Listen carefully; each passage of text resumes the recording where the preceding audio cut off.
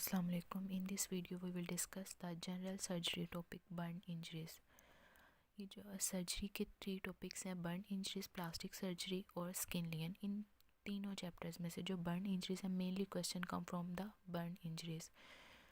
अब हम डिस्कस करते हैं बर्न इंजरीज। बर्न इंजरीज होती क्या हैं? Tissue injuries due to the application of the thermal energy. जो भी टिश्यू की इंजरी होती है, जब भी किसी कैटल को, जैसे किसी भी गर्म चीज़ को जब हाथ लगा लेते हैं, पकड़ लेते हैं, जिसकी जो इंजरी होती है उसे कहते हैं टिश्यू इंजरी या बर्न इंजरी। जब बर्न इंजरी होती है जिसकी वजह से टिश्यू जो होता है वो कोएगुलेट हो जाता है, कोएगुलेटिव नेक्रोसिस हो जाती है उसकी। इसमें हम थोड़ा थोड़ा शॉर्ट डिस्कस करेंगे, फिर हम डोगर जो जनरल सर्जरी की बुक है उधर से रीड करेंगे, ठीक है। और नेक्स्ट फिर हम इसके एमसीक्यूज़ और पास्ट पेपर भी डिस्कस करेंगे। इफ़ेक्ट इसके 3 तरह के होते हैं, लोकल, रीजनल और सिस्टेमिक, ठीक है। लोकल में क्या होता है कि कोई भी बॉडी पार्ट इन्वॉल्व हो जाएगा। रीजनल का मतलब है कोई भी रीजन, जैसे कि अपर रीजन, लोअर रीजन। जैसे कि अपर रीजन में क्या आएगी, आर्म्स, ठीक है। और सिस्टेमिक में ये होता है कि इतनी ज़्यादा इंजरीज हो गई है कि इतना ज़्यादा फ्लूइड लॉस हो रहा है जिसकी वजह से सर्कुलेटरी शॉक हो जाता है, ठीक है। क्लासिफिकेशन ऑफ द बर्न्स, ठीक है। अब इसकी 2 टाइप्स होती हैं इसकी, पार्शियल थिकनेस और फुल थिकनेस। पार्शियल थिकनेस की भी आगे से 2 टाइप्स हैं, सुपरफिशियल और डीप। और मेनली यूक्यूज यही आता है कि क्लासिफिकेशन और हाउ टू असेस, जो आगे अभी हम पढ़ते हैं। स्किन की कितनी लेयर होती हैं, ठीक है, 2 लेयर्स, एपिडर्मिस और डर्मिस। डर्मिस की भी आगे से क्या होती हैं, 2 लेयर होती हैं, पेपलरी और रेटिकुलर। अब पढ़ते हैं पार्शियल थिकनेस। इसमें क्या सुपरफिशियल एक इसकी टाइप होती है और एक डीप। सुपरफिशियल क्या होती है कि इसके अंदर सिर्फ और सिर्फ एपिडर्मिस इन्वॉल्व होती है और डर्मिस की पेपलरी लेयर भी इन्वॉल्व होती है। और डीप में क्या होता है कि एपिडर्मिस इन्वॉल्व होगी और साथ में डर्मिस की पेपलरी और रेटिकुलर दोनों लेयर्स इन्वॉल्व होंगी। और फुल थिकनेस में ये होता है कि पूरी डर्मिस इन्वॉल्व होगी, ठीक है। अब ये जो पार्शियल थिकनेस की सुपरफिशियल टाइप है, इसके अंदर क्या होता है कि एपिडर्मिस और डर्मिस इन्वॉल्व होती है। जो इसके अंदर जो ये बहुत ज़्यादा, क्योंकि देखो डर्मिस इन्वॉल्व होती है ना, उसकी डर्मिस की भी सुपरफिशियल लेयर इन्वॉल्व है। उसके नीचे जो है नर्वस टिश्यू जो होता है वो प्रेजेंट, नर्व्स प्रेजेंट होती हैं, वो तो इंटैक्ट होती है ना। जब ऊपर से डैमेज होगा तो नर्व की वजह से हमें पेन होगी ना, नर्व तो डैमेज नहीं हुई। और जो डीप है, डीप के अंदर क्या होता है कि डर्मिस की पेपलरी और रेटिकुलर लेयर दोनों इन्वॉल्व होती हैं, ठीक है। जो सुपरफिशियल लेयर है इसकी ये ज़्यादा पेनफुल होती है और जो डीप है ये लेस पेनफुल होती है। और फुल थिकनेस में नॉट पेनफुल, ये पेनफुल नहीं होती, ठीक है।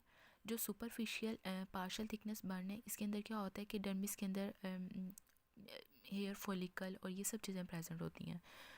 इसके अंदर क्या होता है कि सुपरफिशियल के अंदर ब्लिस्टर बनना शुरू हो जाते हैं, लेकिन जो डर्मिस होता है इसके अंदर नहीं बनते। और ये जो फुल थिकनेस होता है इसके अंदर क्या होता है कि जो हमारी स्किन होती है वो हार्ड हो जाती है और लेदरी, ठीक है। और ये सुपरफिशियल और डीप पार्शियल थिकनेस के अंदर सर्जिकल ट्रीटमेंट नहीं इन्वॉल्व होता, लेकिन फुल थिकनेस के अंदर हम क्या या तो हमें ग्राफ्ट लगाना पड़ता है और सर्जरी करनी पड़ती है। अब हम देखते हैं कि कोई भी जब एरिया बर्न होता है तो हमने उसे असेस कैसे करना होता है, ठीक है। और फिर हमने यानी कि फ्लूइड लगाने के लिए उसे फिर हम कैसे असेस करेंगे कितना ज़्यादा बर्न हुआ है, उसको फ्लूइड की कितनी ज़रूरत है। सबसे पहले हम क्या करते हैं कि 4 ml, ये एक फार्मूला है। इस फार्मूले का नेम है पार्कलैंड फार्मूला। अभी हम इसे डॉगर से भी डिस्कस करेंगे। इसके फार्मूले में ये 4 ml तो लिखा होता है, उसके बाद पेशेंट बॉडी वेट, पेशेंट का जो बॉडी वेट है वो, और परसेंटेज ऑफ द बर्न, ये भी अभी हम आगे देखते हैं कि परसेंटेज कैसे निकालते हैं। इस फॉर्मूले से जो वैल्यू आती है उसको हम क्या करते हैं, फर्स्ट 24 आवर में लगाते हैं, ठीक है। और मेंटेन जो फर्स्ट 24 आवर के बाद हमने डोज को मेंटेन रखना होता है वो अभी हम आगे डिस्कस करेंगे, ये मैं आपको दोबारा से रिव्यू करवाऊँगी। अब इसमें हमने देखना होता है कि बर्न के पेशेंट को मैनेज कैसे करना है। सबसे पहले क्या करेंगे, पेशेंट को एडमिट करेंगे, उसके बाद आपने इसे कैसे याद रखना है, ABCDEF, ठीक है। ए से क्या, एयरवे चेक करेंगे, बी से ब्रीथिंग, सी से सर्कुलेटरी सपोर्ट देंगे ताकि जो भी पर्सन है वो शॉक में ना चला जाए। उसके बाद है डिसेबिलिटी, उसका न्यूरोलॉजिकल स्टेटस चेक करेंगे। और ई से exposure with the environmental control, ठीक है। उसके बाद है एफ से क्या है, फ्लूइड रिससिकेशन, यानी कि हम फ्लूइड देंगे।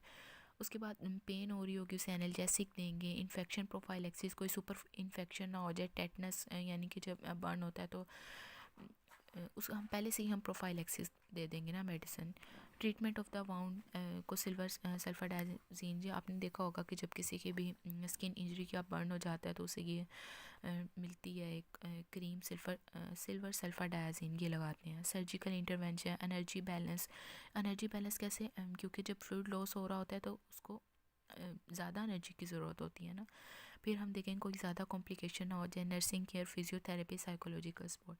ये मैंने अभी आपको ओवरव्यू दिया, अभी हम इसे डॉगर से डिस्कस करते हैं दोबारा से डिटेल में।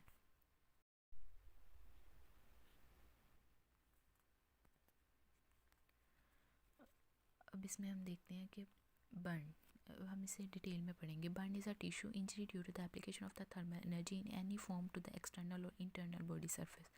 ठीक है, ये हमने पहले भी मैंने आपको बताया था कि टिश्यू इंजरी हो रही है due to the application of the thermal energy की वजह से टिश्यू इंजर हो रहा है। एक्सटर्नल भी हो सकता है और इंटरनल भी हो सकता है। ठीक है, अब इसकी कॉजेज़ क्या है देखते हैं। Flames, contact with the heat sources, उसके बाद है coagulative necrosis of the affected tissue occur with the depth of the coagulation. ये डेप्थ पे भी डिपेंड करता है कि टिश्यू कितनी डेप्थ में डैमेज हुआ है। ठीक है, अब इसके मैंने आपको बताया था लोकल इफेक्ट है, रीजनल इफेक्ट है। लोकल इफेक्ट में क्या होता है कि ये देखें इसके अंदर है फ्रॉम द डिस्ट्रक्ट, जो सुपरफिशियल टिश्यू है कोई भी पार्ट है वो सबसे पहले तो सुपरफिशियल टिश्यू डिस्ट्रक्ट होगा ना।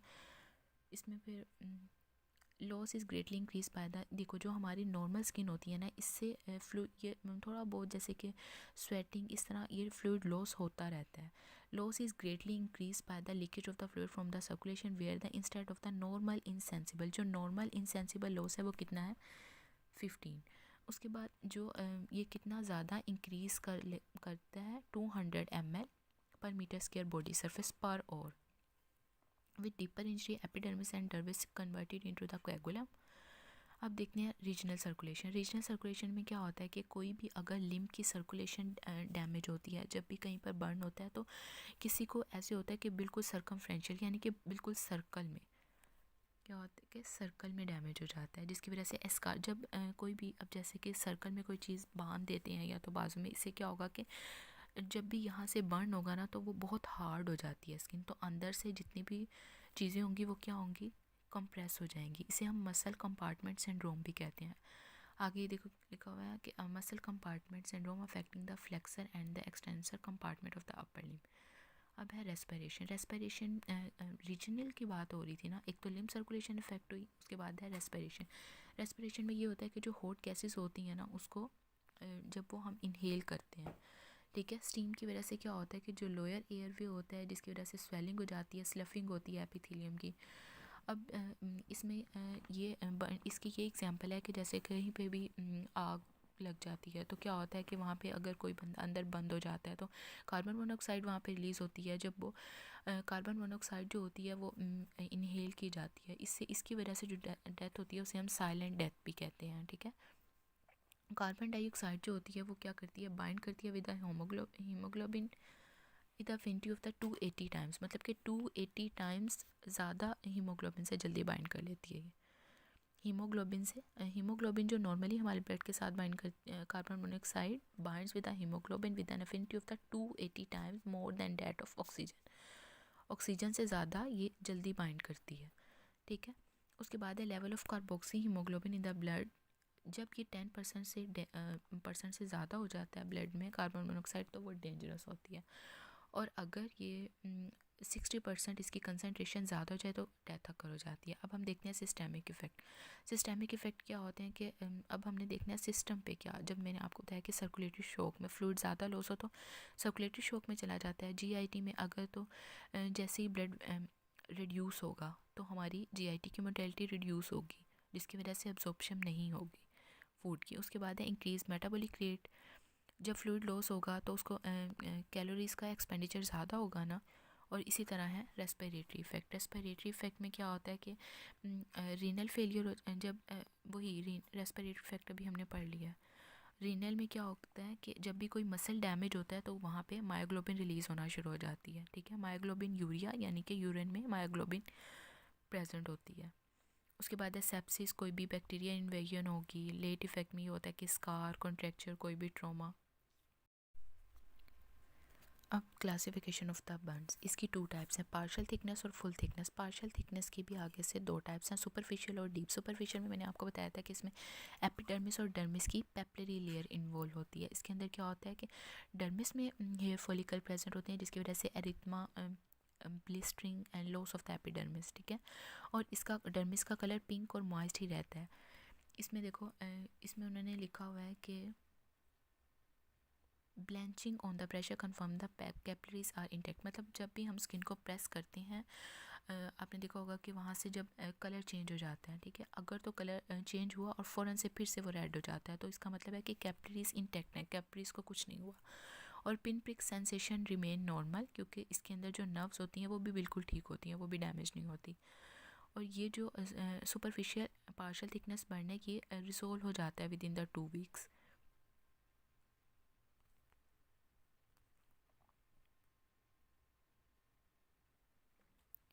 डीप पार्शियल थिकनेस में क्या होता है कि इसके अंदर एपिडर्मिस और डर्मिस, डर्मिस की लेयर कहाँ तक, रेटिकुलर लेयर भी इनमें इसमें इन्वॉल्व हुई होती है। उसके बाद है कि देखते हैं इसमें जो उसमें तो कलर चेंज हो जाता था ना, मतलब नॉर्मली, और इसके अंदर colour does not blanch with the pressure and the examiner finger, ठीक है। इसके अंदर सेंसेशन भी रिड्यूस कर जाती हैं, क्योंकि थोड़ी बहुत नर्व डैमेज हो जाती हैं, और ये 3 वीक्स लेता है ऑलमोस्ट ठीक होने के लिए। अब है full thickness burn. Full thickness burn में क्या होता है, डर्मिस टोटली डिस्ट्रॉयड हो जाती है इसके अंदर, और हार्ड भी हो जाती है स्किन, ठीक है। और पेशेंट की नॉर्मल स्किन क्या हो जाती है, जेड ब्लैक, ठीक है। और इसके अंदर needle can be stuck deep into the dermis without any cause और ब्लीडिंग, ठीक है। उसके बाद है severity of the any burn injuries. Major determinants देखने हैं, हम देखेंगे कि कितना सरफेस एरिया डैमेज हुआ है, बर्न हुआ है, ठीक है। उसके बाद देखेंगे प्रेजेंस ऑफ इनहेलेशन इंजरी, कोई भी इनहेलेशन तो नहीं हुई गैसेस की। फिर हम देखेंगे बर्न की डेप्थ, यानी कि कितना डीप बर्न हुआ है, ठीक है। उसके बाद हम देखेंगे कि अगर रेस्पिरेटरी ट्री इन्वॉल्व है कि नहीं।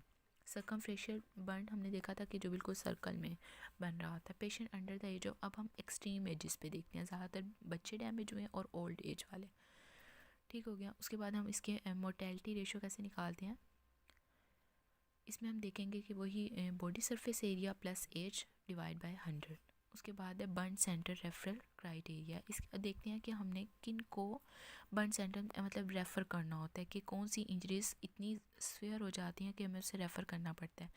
एक तो क्या है इसके अंदर, इनहेलेशन इंजरीज, ठीक है। कोई भी इनहेलेशन हुई है, कोई भी fluid is any burn likely to require, कोई इतना ज़्यादा फ्लूइड लॉस हो गया कि उसे फ्लूइड रिससिटेशन देनी पड़ेगी। उसके बाद है any burn likely to require the partial thickness or full thickness burn totaling greater than 10% of the total body surface area in a patient under 10 year or over the 50 year of the age, ठीक है। इसके अंदर हम देखते हैं कि कितना ज़्यादा, मतलब जो 10% टोटल बॉडी सरफेस एरिया 10% से ज़्यादा इन्वॉल्व हुआ हो तब भी हम रेफ़र कर देते हैं, ठीक है। अगर 20% से ज़्यादा हो तो भी ओल्ड एज में, और वो 10 ईयर वो बच्चों में, और ये बूढ़े लोगों में।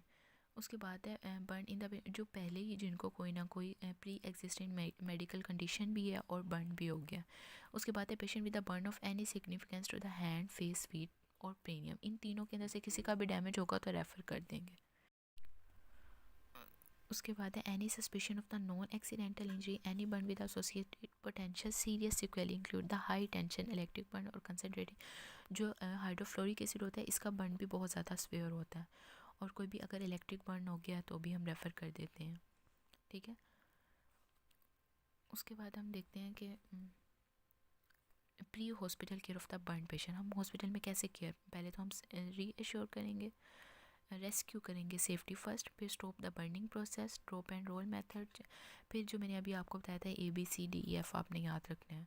Airway maintain, breathing, ventilation, circulatory support, disability और एक्सपोजर विद एनवायरमेंटल कंट्रोल। उसके बाद है कोई भी अगर कूल द बर्न वाउंड, हम क्या करेंगे, कोई भी मतलब बर्न हो गया तो हम उसे 10 मिनट्स के लिए कूल करेंगे ताकि उसकी पेन रिड्यूस हो जाए, ठीक है। हम ऑक्सीजन देंगे, इसके अलावा हम जो बर्न लिम्स हैं उनको एलिवेट करेंगे ताकि स्वेलिंग ना हो, एडिमा ना हो, ठीक है। उसके बाद है असेसमेंट, वही जो मैंने अभी आपको बताया था कि हम कैसे असेस करेंगे, ये देखते हैं हम आगे।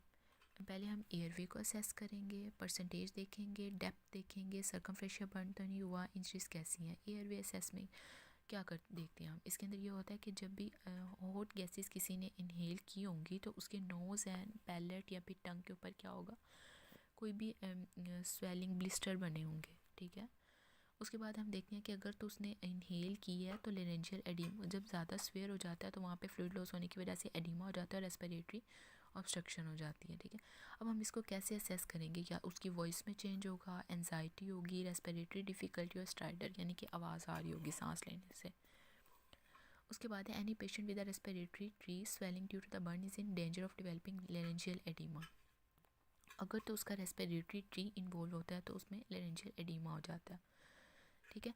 जब भी लेरेंजियल एडिमा होगा तो हम कैसे उसको करेंगे, मतलब ऊपर से तो हम कोई भी ट्यूब वगैरह नहीं डाल सकते, वो तो पहले से ही ऑब्स्ट्रक्शन है, तो हम क्या एंडोट्रेकियल ट्यूब यूज़ करते हैं। और ये हमने 4th ईयर में भी पढ़ा था ENT के अंदर कि कैसे हम उसको एयरवे को मैनेज करते हैं। एंडोट्रेकियल ट्यूब, क्रिकोथायरोटोमी, ये सब करना पड़ता है। इसमें आगे सिम्टम वही जो मैंने आपको बता दिए, change in the voice, strider, respiratory difficulty. उसके बाद इसमें क्रिकोथायरोडोटमी करते हैं। लेरेंजियल एडिमा जो होता है वो 4 से 24 के अंदर हमने इससे हो जाता है बर्न की वजह से। इसका ट्रीटमेंट यही है कि चेस्ट फिजियोथेरेपी, नेबुलाइज़र, ताकि जो क्रस्ट बने हुए हैं उसे ह्यूमिडिफाई किया जाए, ऑक्सीजन देंगे, वेंटिलेशन प्रोवाइड करेंगे स्वेयर केसेस में, और ऑक्सीजन सप्लीमेंट, अगर तो कार्बन मोनोऑक्साइड पॉइजनिंग हो गया तो हम ऑक्सीजन सप्लीमेंट देंगे, ठीक है। उसके बाद है assessment of the percentage of the burn. इसके अंदर हम देखते हैं कि कितना एरिया, कितनी परसेंटेज एरिया बर्न हुआ है, ठीक है। अब देखेंगे small and the patchy areas of the burn. इसके अंदर हम क्या करते हैं कि एक पेपर जो होता है उसको कट करते हैं और पेशेंट के हैंड जितना होता है वो, ठीक है। फिर हम उसको जहाँ जहाँ पे उसका बर्न हुआ होता है उससे उस जगह पर लगाकर उसको हम ये जो पेपर हम कट किया है ना, ये 1% टोटल बॉडी सरफेस एरिया को रिप्रेजेंट करेगा। आप वो पेपर कितना यानी कि इक्वल देखते रहेंगे कितने परसेंट बर्न हुआ है। फिर इसी तरह आगे रूल ऑफ द 9। इसमें क्या है कि हम रूल ऑफ 9 ये हमने पहले भी फोरेंसिक में भी पढ़ा था, ठीक है। हम इससे पता चलता है कि बॉडी सरफेस एरिया कितना डैमेज हुआ है। इसमें हम देखते हैं, अब ये हमने ये देखा हुआ है कि बॉडी पे सबसे पहले ये हम देखते हैं कि जो हेड पूरा हेड और फेस होता है ना, ये कितना इक्वल होता है 9 के, ठीक है। उसके बाद है फ्रंट और बैक, चेस्ट को देखते हैं तो 18% 9 फ्रंट 9 बैक। इसी तरह एब्डोमेन वाला एरिया 18% फ्रंट और 18% बैक। इसी तरह ये आर्म्स को देखेंगे, ये भी 9% होता है। इसी तरह थाई को देखेंगे, फ्रंट जो है ना साइड लेग्स की वो 18%, और इसी तरह 9% फ्रंट वाली और 9% बैक की, तो ये 18 हो जाता है, ठीक है। इसी तरह दूसरी भी। उसके बाद हम देखते हैं लर्न बॉर्डर चार्ट। ये इतना इम्पोर्टेंट नहीं है, बस यही वाला देख लेंगे ज़्यादातर, ये रूल ऑफ द 9 और ये स्मॉल पैची बर्न एरिया। उसके बाद हम देखते हैं डेप्थ, कितना डेप्थ ऑफ बर्न जो है उसे हम कैसे अब देखते हैं। स्कार्ड बन जाता है, फैट बर्न है, फ्लेम बर्न है, अल्कली बर्न है, इलेक्ट्रिक बर्न है। अब हमने देखना है कि सर्कमफ्रेंशियल इन्वॉल्वमेंट, अगर तो सर्कमफ्रेंशियल लिम्ब इन्वॉल्व होती है तो एस्कार फॉर्मेशन हो जाती है, और ये इसे हम कहते हैं कंपार्टमेंट सिंड्रोम, ठीक है। Circumferential chest involvement can cause, जब सर्कमफ्रेंशियल चेस्ट में इन्वॉल्व होता है तो उसे ब्रीथिंग डिफ़िकल्टीज होगी, ठीक है। अब देखते हैं हॉस्पिटल मैनेजमेंट। इसके अंदर सबसे पहले हमने डिस्कस कर लिया है कि पहले तो हम एडमिट करेंगे पेशेंट को, फिर एयरवे एंड द ब्रीथिंग में हमने देखा था कि एंडोट्रेकियल ट्यूब और क्रिकोथायरोडोटमी ये दोनों करते हैं। फ्लूइड रिससिकेशन हम पहले देखते हैं कि कितने परसेंटेज एरिया बर्न हुआ है, वही जो मैंने आपको पार्कलैंड फार्मूला बताया था उसके ज़रिए हम फ्लूइड कैलकुलेट कर लेते हैं, ठीक है। अब ये नीचे वही आ गया। पार्कलैंड फार्मूला के अंदर क्या है कि हमने पहले तो हम देखते हैं कि कितना परसेंटेज एरिया बर्न हुआ है, उसी के हिसाब से हमने फ्लूइड निकालना होता है कि कितना फ्लूइड अब पेशेंट को लगेगा। इसमें क्या होता है कि 4 ml तो पहले से ही फॉर्मूले में लिखा होता है कि वैसे लिखते हैं, पेशेंट का बॉडी वेट लिखते हैं, उसके बाद परसेंटेज ऑफ द बर्न, ठीक है। अब जो भी इसका फॉर एग्जांपल आ जाता है 1500, तो उसके अंदर से हाफ क्या बनेगा, 750 बनेगा। वो हमने फर्स्ट 8 और में लगाना होता है, और 750 वो क्या लगाना होता है जो नेक्स्ट 16 और है उसके अंदर लगाना होता है। 24 हो गए ना, पहले 8 और के अंदर लगेगा 50% और फिर नेक्स्ट 16 और में 50%, ठीक हो गया। उसके बाद इससे हमें पता चल जाता है use of the parkland formula is just a process of estimation, तो इसे हम एस्टिमेट कर लेते हैं कि कितना फ्लूइड लगेगा।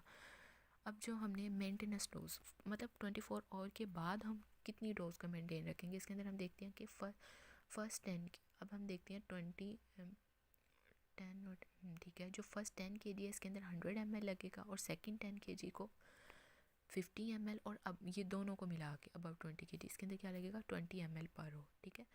Special consideration for the children के अंदर उन्होंने बताया कि इसी तरह परसेंटेज और मल्टीप्लाई, इससे हम बिल्कुल सेम वैसे फॉर्मूला है, लेकिन फ्लूइड को जो मेंटेन करना है वो भी मेंटेनेंस फ्लूइड भी इसके अंदर ऐड होगा। टाइप्स ऑफ द फ्लूइड ये देखते हैं इसमें कौन सा होता है, लैक्टेट, रिंगर, ठीक है, रिंगर एसीटेट, बस ये नाम याद रख लें। उसके बाद है treatment of the burn wound, इसमें हम बर्न वाउंड को कैसे ट्रीट करते हैं। जो भी बर्न वाउंड है उसका ट्रीटमेंट देख लेते हैं हम, क्या यूज़ करते हैं हम, सिल्वर सल्फर डायज़ीन, सिल्वर नाइट्रेट, ताकि कोई भी सूडोमोनास का इन्फेक्शन ना हो। इसके बाद है मेफिनाइड एसीटेट क्रीम, इनके बस नेम याद कर लें, इट्स इनफ। सिल्वर सल्फर डायज़ीन और serum nitrate, restoration of the epidermal cover, ठीक है।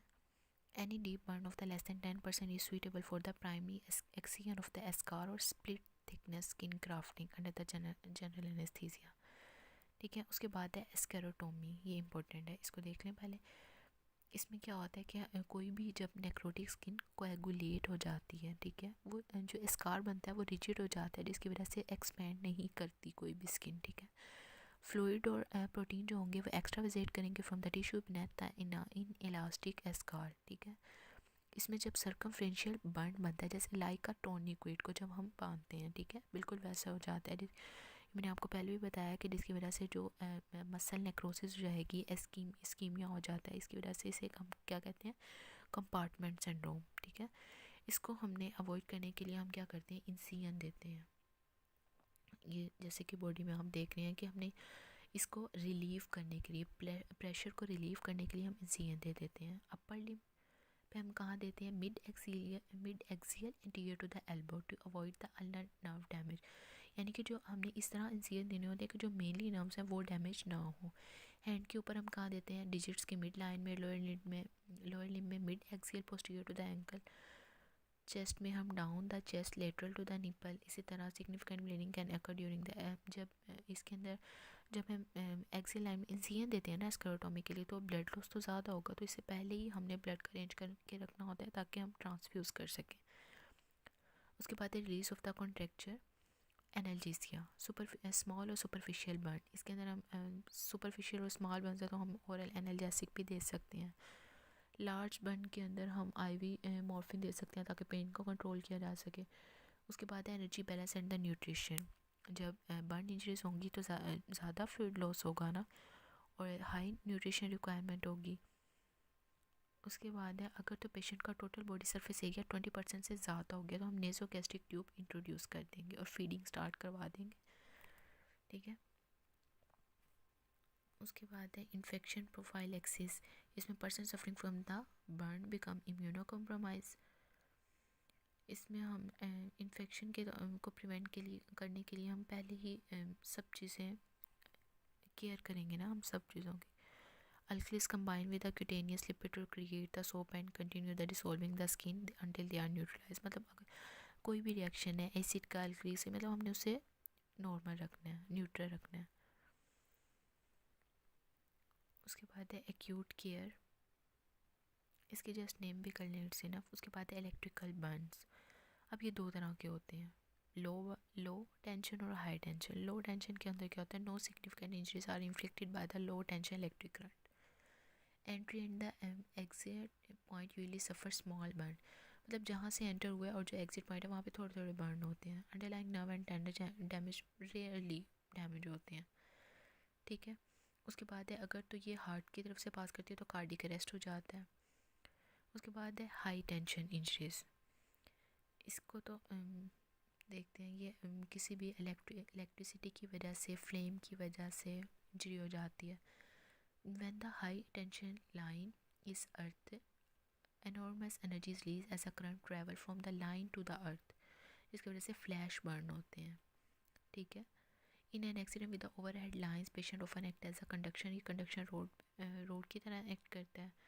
इसमें भी कंपार्टमेंट सिंड्रोम हो जाता है। अगर कंपार्टमेंट सिंड्रोम हो गया, अगर कोई भी मसल डैमेज होता है तो हमारे ब्लड में मायोग्लोबिन रिलीज़ होना शुरू हो जाती है। जब मायोग्लोबिन कहाँ से किडनी से पास करेगी तो रीनल फेलियर हो जाता है, और एसिडोसिस भी इसी में होती है मायोग्लोबिन की वजह से। इससे हाई टेंशन इलेक्ट्रिक इंजरीज की वजह से डायरेक्ट डैमेज हो जाएगा मायोकार्डियम और हार्ट फेलियर का। उसके बाद इसी तरह कोल्ड इंजरीज हैं, फ्रोस्ट बाइट है। ठीक है, अब हम इसको मैनेज कैसे करते हैं। ठीक है, अगर हम इसका ये स्केच जो बना हुआ है इसको याद रख लें तो इंशाल्लाह हो जाएगा। हाई टेंशन इलेक्ट्रिसिटी से क्या होता है कि मसल डैमेज हुआ है, कंपार्टमेंट सिंड्रोम ये हम पहले ही पढ़ चुके हैं। मायोग्लोबिन रिलीज़ होगा, वही मायोग्लोबिन यूरिया, रेनल डिसफंक्शन हो जाएगा। उसके बाद स्वेयर लिम्ब डैमेज तो एम्पुटेशन करनी पड़ेगी। मायोकार्डियल डैमेज होगा तो एसीजी चेंजेस होंगे, उसमें हम डायूरेटिक्स और पॉजिटिव देंगे। लिम्ब डैमेज होगा तो एम्पुटेशन कर देंगे। कंपार्टमेंट सिंड्रोम में फेसिकोटोमी या फिर एस्कारोटोमी भी कर सकते हैं। ठीक है, अब हम इसके यूक्यूज़ और एमसीक्यूज़ डिस्कस करेंगे। अब हम देखते हैं इसके MCQs. Inhalation injuries are common in the burn patient. Poisonous gas, carbon monoxide is produced, which bind with the hemoglobin, block the oxygen supply.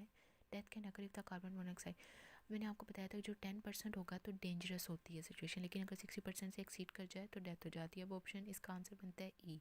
ठीक है, अब नेक्स्ट पे A young girl presented to the burn unit with the superficial dermal injuries on a small area of her right hand while cooking. Which one of the following should be done?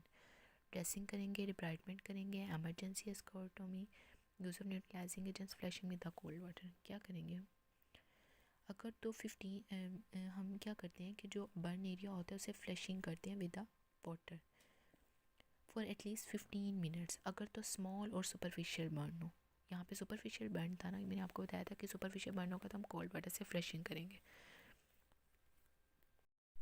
अब है middle age factory worker presented to the burn unit of a tertiary care hospital after being victim of the massive fire at site. इसमें upper और lower limb burn हुई है, circumferential full thickness injury है। Which of the following, जब भी circumferential होगा तो हम क्या करते हैं, एस्करोटोमी। Answer is C. उसके बाद the patient came to the emergency with 40% of his neck and the face affected, his voice was change and there was a difficulty to speak. What should be doctor do before transferring him to burn unit. अब हम क्या करेंगे इसके अंदर, जब भी उसकी voice change हुई है यानी कि रेस्पिरेटरी इनहेलेशन हुई थी, इमरजेंसी में है, तो हम क्या करेंगे, एंडोट्रेकियल इंट्यूबेशन। हमने दो ही पढ़े थे ना, एंडोट्रेकियल इंट्यूबेशन और cricothyroidotomy. Which of the following skin lesion can be seen in the patient with the history of the burn. ठीक है, जो भी स्किन लियन होते हैं ना, इसके अंदर मेनली जो हमने ये आपने पहले भी पढ़ा होगा कि जो स्क्वेमस सेल होता है, स्क्वेमस सेल कार्सिनोमा, ये बर्न्स की वजह से होता है। ठीक है, उसके बाद है there were the shallow multiple erosion of the serious burn during the endoscopy of the 13-year-old child, which what are these lane called the. इसका आंसर है कर्लिंग अल्सर। ठीक है, जब भी हम हीट को इसमें बर्न्स हो जाते हैं, इंजेक्शन ऑफ द हीट, जिसकी वजह से परफोरेशन और हेमरेज हो जाते हैं और कर्लिंग अल्सर बन जाते हैं। What should be done in case of N acid burn. Acid burn के अंदर हमने क्या करना है, हम क्या करेंगे, उसे वाटर से वॉश करेंगे। Patient came to the emergency with a high tension electric injury. What is the clinical sign of renal impairment? मैंने आपको बताया था मायोग्लोबिन रिलीज होगा यूरिन में, इसका answer is D. A patient presented with the burn injuries regarding the fluid resuscitation, which is the correct option? Answer is C. Fluid resuscitation के लिए हम क्या करेंगे, फ्लूइड को मेजर करेंगे बाय द स्टैंडर्ड फार्मूला, ताकि हमें पता चला सके कितना फ्लूइड हमने लगाना है उसको। ठीक है, उसके बाद है पॉइजनस का, इसमें ये भी वही है, inhalation injuries are common in the burn patient. Poison का carbon monoxide produce with the which bind with the haemoglobin, death वही सेम है। एमसीक्यूज इसमें 60% होगा तो डेथ हो जाती है। अब आगे 11 पे आ जाए। 11 है 26-year-old young girl presented in a burn unit after being a victim of the vitriolage with the unknown type of the acid causing deep dermal injuries on various part of her body. Which of the following is done? इसमें हमने उन्होंने बताया है कि जब भी chemical burn होंगे, chemical burn और सुपरफिशियल बर्न होते हैं तो हम इसे वाटर से वॉश करते हैं, यहाँ पे भी फ्लशिंग करेंगे। ठीक है, उसके बाद है 23-old factory presented worker presented in the burn unit of the tertiary care hospital with a complete deep burn, right leg and left thigh including the groin area. What is the total body surface area include both? अब इसमें उन्होंने बताया कि हम use करेंगे, यहाँ पे हम करेंगे यूज़ रूल ऑफ द 9। अब ये आपको अब अगर आप निकालेंगे तो देखें, अगर उसकी जो राइट कंप्लीट लेग है टोटली इन्वॉल्व है, कितना एरिया इन्वॉल्व है, 18%, ठीक है। लेफ़्ट थाई इन्वॉल्व है 9%, लेफ़्ट थाई इन्वॉल्व है ना ओनली, ग्रोइन वाला एरिया ओनली 1%, ठीक है। तो जब हम इसे प्लस करेंगे 18 + 9 + 1 तो कितना आ जाएगा 28%, आंसर इज़ ई, ठीक है।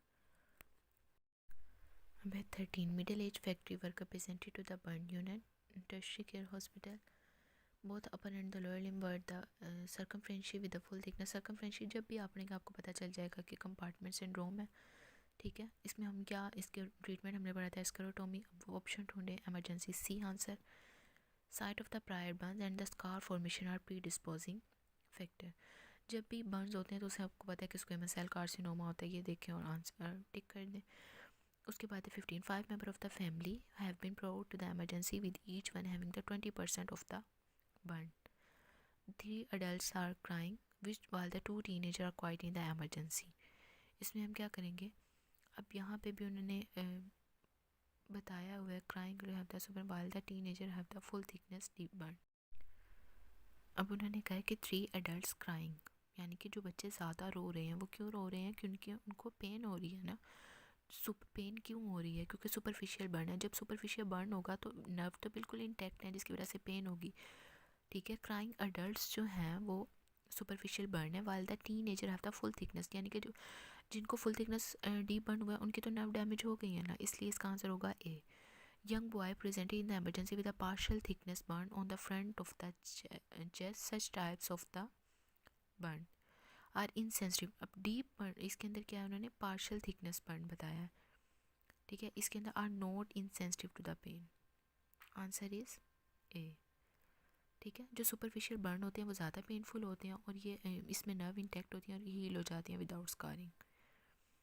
उसके बाद है one encounter in a case of the burn in emergency then the mortality of the treatment which one should avoid. इसके अंदर उन्होंने पूछा है कि हम किसको अवॉइड करेंगे। इसमें हम क्या करते हैं कि केमिकल कॉटराइजेशन को इसमें अवॉइड किया जाता है, क्योंकि इरिगेशन विद द कोल ये भी ठीक है, एक्सपोजर ट्रीटमेंट ये भी ठीक है, एक्सरसाइज और ग्राफ्टिंग ये भी ठीक है, सल्फर सर्वेडाइन कोटरी नहीं करेंगे, chemical cauterization. First line of the treatment of the 50-year-old lady with a burn of the 30% of the body surface area include IV line.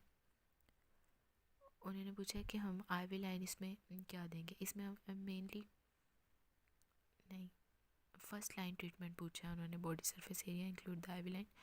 इसमें हम फर्स्ट लाइन ट्रीटमेंट तो यही होगा ना कि हम उसको एनाल्जेसिया यानी कि सबसे पहले उसका पेन रिलीफ करेंगे। IV भी दे सकते हैं ना मॉर्फिन, अगर ज़्यादा स्वेयर पेन होगी तो। उसके बाद है 19, इसके अंदर all mail present with 10 centimetre deep burn on the back of the knee. जब इसमें इतना डीप बर्न हुआ है तो हम उसमें तो एक्सरसाइज करते हैं और यही फ्लैप ही यूज़ करते हैं ना, skin graft. Answer is D. 15-year-old boy present in the emergency with a partial thickness burn on her right forearm, the ideal treatment in the cases, ठीक है। इसमें हम क्या करेंगे, एक्सपोजर। इसमें क्या है, exposure the treatment. 50-year-old labour comes with a history of the full thickness circumferential burn, यहाँ पे भी सर्कमफ्रेंशियल बर्न, तो ये तो देखते ही हमने इसका आंसर एस्केरोटोमी लगा देना। उसके बाद है 35-year-old married office worker is being discharge after the successful management, ठीक है। इसमें हमने superficial burn of the abdomen and the brain which is the most important person explaining a surgeon is looking for counseling other than the, किससे counsel करेंगे, patient की wife से, ठीक है। उसके बाद है 40-year-old housewife after 30% superficial burn of her face and the neck and chest develops stridor and becoming breathlessness at the presentation। इसमें what should be done, strider है ना, तो हम इसके अंदर दो ही, इसके अंदर हमने दो ऑप्शन ढूंढने होती है, या तो हम ट्रेकियोस्टोमी, एंडोट्रेकियो इंट्यूबेशन और ट्रिकोथायरॉइडोटमी। इसके अंदर क्या है, इमीडिएट क्या करेंगे, ट्रेकियोस्टोमी कर देंगे। उसके बाद है 35-year-old women brought to the emergency with his arm and the chest burn from explosion of the pressure cooker in the kitchen but is immediate and the necessary step for the treatment. इसका answer क्या होगा, सबसे पहले हम इसे क्या देंगे, fluid therapy, ठीक है। उसके बाद है which of the following require the pressure application for the management and are often seen in the patient with the burns. कौन सा इसमें उन्होंने पूछा है प्रेशर एप्लीकेशन हम किस पे अप्लाई करते हैं कि हमें कौन सा स्कार बने, कौन सी इंजरीज हो, तो हम हाइपरट्रोफिक स्कार के अंदर क्या देते हैं, प्रेशर अप्लाई करते हैं ताकि स्कार मतलब हाइपरट्रोफी ना हो जाए उसकी। फर्स्ट जो है इसका बर्न इंजरीज की क्लासिफिकेशन हमने पढ़ी थी सुपरफिशियल और डीप। आगे सुपरफिशियल की भी 2 टाइप्स थी, ठीक है, वो आपने इसमें जो मैंने आपको पहले बताया था वो लिख देना है, दोनों में यही आएगा असेसमेंट। अब हम देखते हैं आप female patient of the way 70 gram and Burns on both upper arm and the front of the chest, ठीक है। अब हमने रूल ऑफ 9 लगाना है और इसको असेस करना है, ठीक है।